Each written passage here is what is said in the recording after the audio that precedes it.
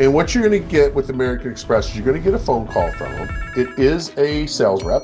They make their money based on how much money you spend on the American Express card. The reason I want you to go through them versus go on americanexpress.com is if you go to americanexpress.com and you apply for credit, if something's not right, you get denied. And now it shows up as an inquiry. And then you got to reapply and you continue to reapply. And they can't tell you why you're denied. Also, when you go online, it's one inquiry, one credit card. If you do it through the private rep, it's one inquiry, all of the credit cards. Oh, wow. So they can use that one inquiry to qualify you for every single credit card American Express offers. And if you get denied, they should be able to tell you why you're denied. And it could be because you have a couple different names on your credit report, the address doesn't match, etc. So that's why I want you to go with the personal rep, is that it's just a little bit more personal information.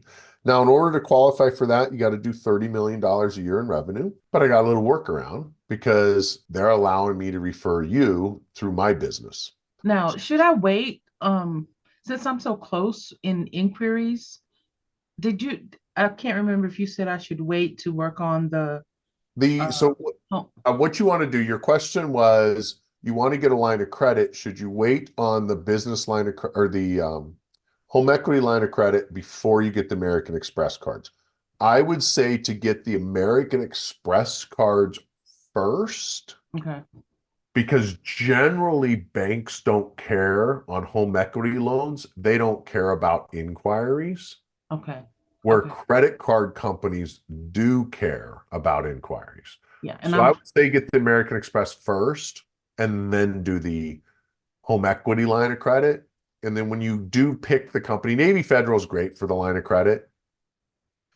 Just make sure there's no closing costs or it's small, less than $1,000. It should have no closing costs on a home equity line of credit.